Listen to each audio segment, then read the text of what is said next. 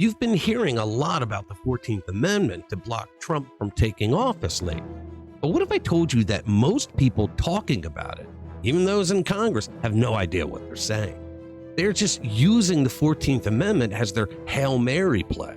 Today, we're unraveling whether Congress can really use it to block Donald Trump from office in 2025. And we're breaking down their wild claims. Could they? Should they? Let's get into it. Hey guys, welcome back to the channel. If you haven't already, click the button to become a subscriber to the channel. Hit the notification bell and smack that like button because it helps us get our message out to more people. Now, let's talk about the 14th Amendment, the one that's supposed to guarantee equal rights, but has suddenly become the center of plot number 1477 to stop Trump. So what's the deal with Section 3? And why are Democrats so eager to dust off a Reconstruction-era rulebook, a rulebook that was written to stop their evil party from punishing Black Americans all over again after the Civil War ended? First, here's some context. Section 3 says that anyone involved in an insurrection can't hold office again. That sounds pretty serious, right? But here's the thing. Trump wasn't charged with insurrection, and even the Senate couldn't hit the threshold to convict him on impeachment charges. To be fair, Trump was charged with incitement of insurrection. I think the Democrats made that one up on the fly. So not only was he never convicted of insurrection, he was never even charged with it. So what's the legal basis here? Well, spoiler alert, it's pretty damn thin. The 14th Amendment wasn't even designed for this, a weaponization tool.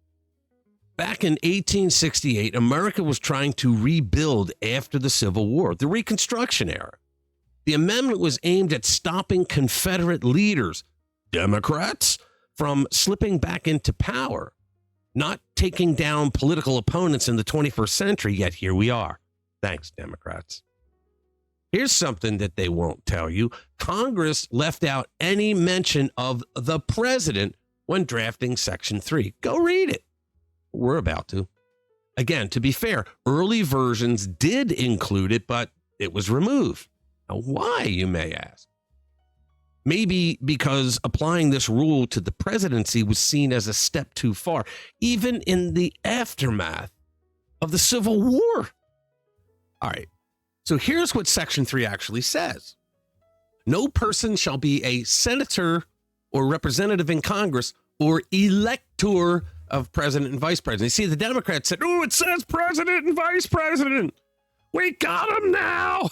All right, let me start over. No person shall be a senator or representative in Congress or elector of president and vice president or hold any office, civil or military, under the United States or under any state who, having previously taken an oath as a member of Congress or as an officer of the United States or as a member of any state legislature or as an executive or judicial officer of any state, they're talking about states, to support the Constitution of the United States, shall have engaged in insurrection or rebellion against the same, or given aid or comfort to the enemies thereof. But Congress may, by a vote of 2/3 of each house, remove such disability. So there you have it. They did not want president in this because they thought it went too far. They never dreamed that we would have such low-life vermin that we have today that would try to weaponize this clause. Still, Democrats are arguing that Section 3 is self-executing, meaning that it doesn't need Congress to act. But the Supreme Court already slapped that idea down. Translation, without Congress, Section 3 is just words on paper. And good luck getting a 2/3 majority in today's political circus, guys. So why push this narrative? Well, ask yourself this. Is it really about justice, or is it about keeping the America First movement out of power? Trump's message resonates with millions of Americans who want less government overreach and more personal freedom. That's what scares the living hell out of Democrats. And then there's the issue of free speech in the First Amendment. Even if Trump's rhetoric was polarizing, the First Amendment protects political speech. If not, then low IQ Maxine Waters would be charged with inciting violence against cabinet members of the first Trump administration. We've all seen the video. The double standard is glaring, and they know it. But here's the real twist.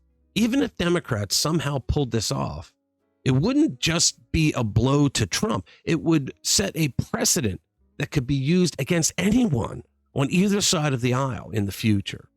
Do they really want to open that Pandora's box?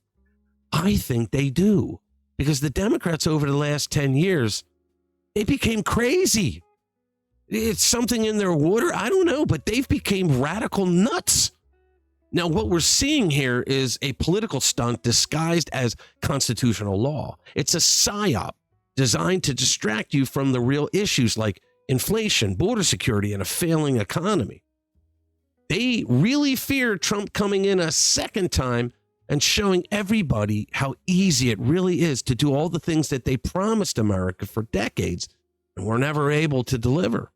They want you to focus on Trump while they quietly chip away at everything that makes this country great.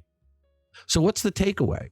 The 14th Amendment is a powerful tool, but it was never meant to be used as a political weapon. Leave that to the Democrats of invention.